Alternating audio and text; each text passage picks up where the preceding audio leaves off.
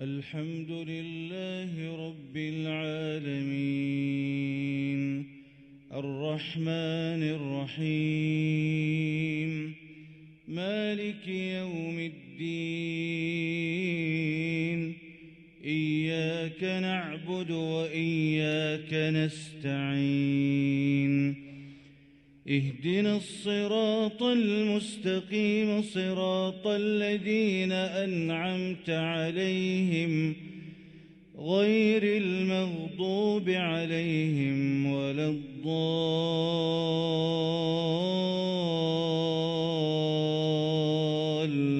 الضالين آمين. ولقد عهدنا إلى آدم من قبل فنسي ولم نجد له عزما وإذ قلنا للملائكة اسجدوا لآدم فسجدوا إلا إبليس أبى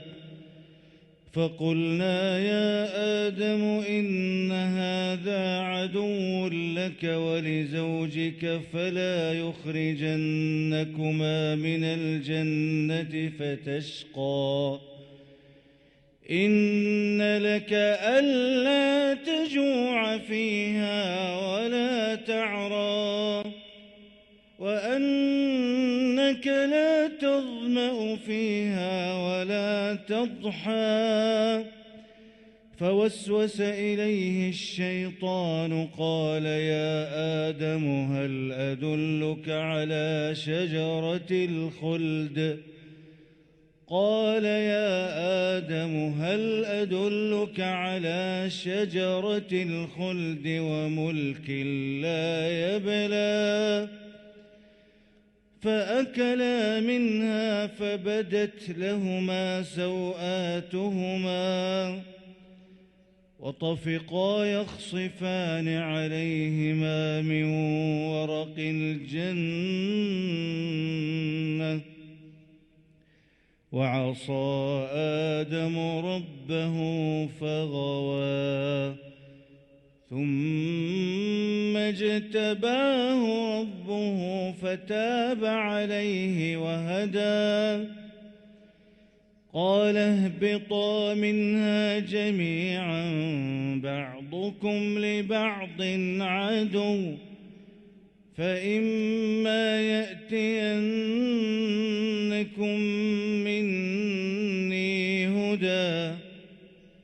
فمن اتبع هداي فلا يضل ولا يشقى ومن أعرض عن ذكري فإن له معيشة ضنكا ومن أعرض عن ذكري فإن له معيشة ضنكا ونحشره يوم القيامة أعمى قال رب لم حشرتني أعمى وقد كنت بصيرا قال كذلك أتتك آياتنا فنسيتها وكذلك اليوم تنسى وكذلك نجزي من أسرف ولم يؤمن بآيات ربه ولعذاب الآخرة أشد وأبقى أفلم يهد لهم كم أهلكنا قبلهم من القرون يمشون في مساكنهم إن في ذلك لآيات لأولي النهى ولولا كلمة سبقت من ربك لكان لزاما وأجل مسمى فاصبر على ما يقولون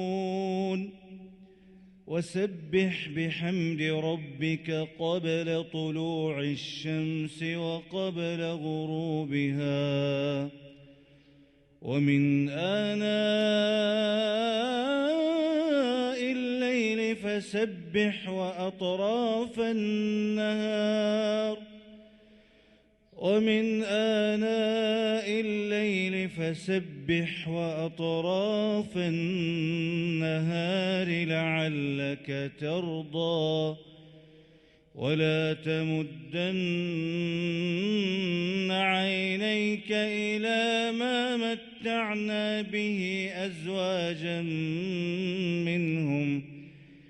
إلى ما متعنا به أزواجا منهم زهرة الحياة الدنيا لنفتنهم فيه ورزق ربك خير وأبقى وأمر أهلك بالصلاة واصطبر عليها لا نسألك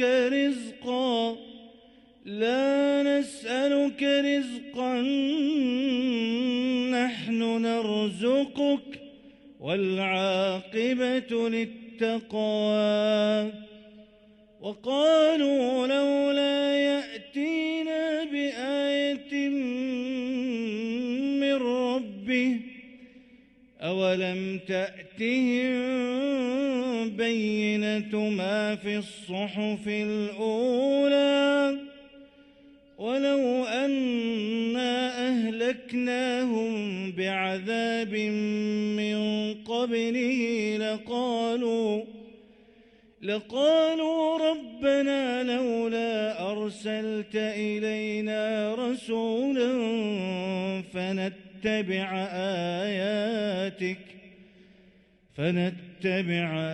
آياتك من قبل أن نذل ونخزى قل كل متربص